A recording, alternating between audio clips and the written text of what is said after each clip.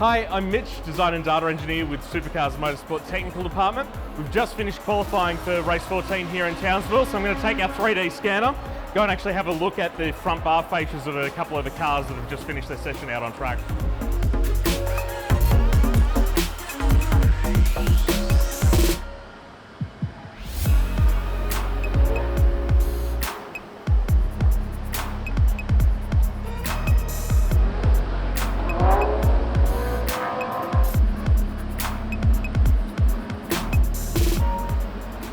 So just then was capturing the profile of the front fascia of the car. We'll then compare this, process the scan, compare it to the scan of the cars from the wind tunnel from earlier in the season.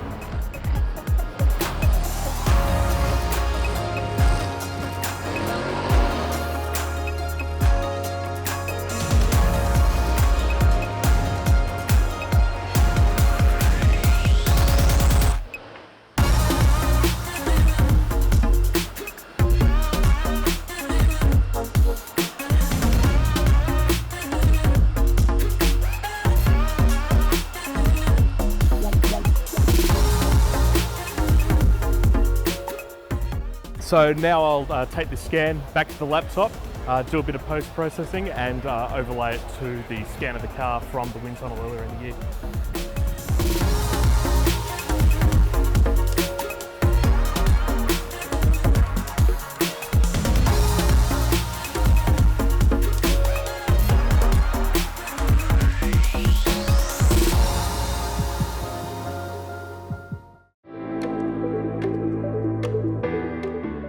So the scan's basically a collection of thousands of photos of what we were just looking at in the car. So while the scanner itself stitches them together enough to show us the 3D model we're building, it's not completely aligned. So the next step is to actually properly align that in the software. And that then gives us the completed 3D model of the section of the car we scan. And I'll then overlay that to that scan from the wind tunnel to make sure it's all looking as it should. Yeah, it's mainly areas that are quite sensitive for aero, particularly around the front of the car. Those front bar cheeks can be quite sensitive there in front of the wheel arches. So it's sort of looking at those, making sure the width, the positioning of those surfaces is within what we consider a fairly decent tolerance to use for the car on circuit. For these ones I scanned, I picked Camaros mainly just because I scanned a couple of Mustangs in Darwin, so it sort of evens out look at both sides. For what comes on the scales or other things we want to look at, it'll generally be at random. Obviously, if you're finishing up the front, you're probably going to get a look at, but we'll select a couple of other cars that aren't, say, the podium cars for. After the wind tunnel, we did, using a higher tech scanner than this one, a full scan of not only the upper surfaces, but also the underside of the car. And that's basically our baseline. We call it the homologation scan. And that's available to all the teams. They use that in setting their measurements and how they build the car, and we use it to make sure that the cars, as they're racing here, match how they were running in the tunnel over in the States. So in a situation like this after qualifying, sort of half an hour after the final car crosses the checkered flag, we want to sort of release them from Parc Fermé. We can hold them longer if need be, if there's something particular that we want to look into, or we're doing a real particular deep dive, scrutineering deep dive. But we're able to, depending on what we're looking at, hold them as long as we want. Normally it's sort of that half an hour or so, half an hour to 45 minutes before we go release the cars for the teams to get back to work. So while I was off scanning these two cars, we had 4 cars over the scales just then as well. So it'll be entirely depending on what we're looking at the time. Generally, most of our scrutineering happens after qualifying and racing. Cars are required to meet the rulebook anytime they're on track, but it's those competitive sessions that sort of have competitive meaning for the championship that are the ones that we really put our focus into. So the scanning software that we use is Artec Studio, and it's the software linked to our scanner, which is an Artec Leo. Yeah, so you'll see when I get to the point when I overlay it, it actually sort of gives us what I call a heat map. So red if the surface is too far, well not too far, but it goes to warmer colours in a gradient as it gets further away from the reference surface, which is the wind tunnel scan, or colder colours, so more towards lighter and then darker blues as you go away from below the surface. So it gives us a pretty good, almost a contour map across the body of the car of where it's good and where it's not. We got both cars matched in the wind tunnel, scanned them as that, and then every Ford has to match that scan of that Ford, and every Chevrolet has to match that scan of the Camaro from the wind tunnel. So this is our 3D scanner. It's an Artec Leo, and it works on what I effectively refer to as high-speed photogrammetry, which is it's just constantly taking photo after photo, and it'll collect thousands of photos. It identifies common points in those photos, then actually uses those common points to sort of stitch together a 3D model as you move around the part you're scanning or the car you're scanning, whatever it is you're trying to capture.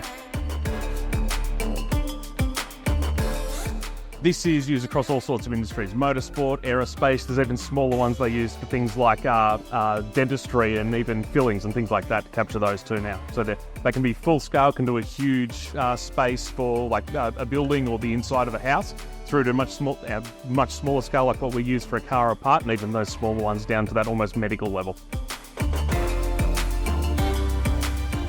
We've only got the one. Yeah, so it travels to every event, and then any other testing we're doing or anything we're doing back at a team workshop or back at our base as well. This one travels with us for that. And they based the movie Wall-E off that? You're not the first person to say that. Just needs wheels and the tracks underneath it. That's completed the fusion process, which has stitched all of those thousands of photos together into one surface model of it. I'll just remove a few of the features like the floor that we don't actually need to compare to the wind tunnel car, and then I'll overlay the two to see where we're at.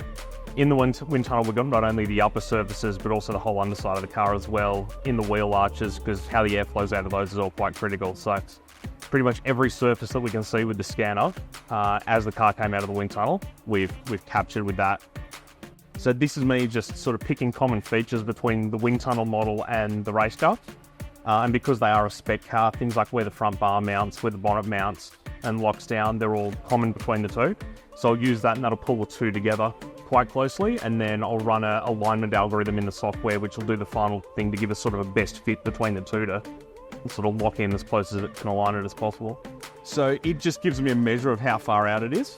And then depending on what part of the car it is, and how much aero effect it has determines whether we believe it's in tolerance or out of tolerance.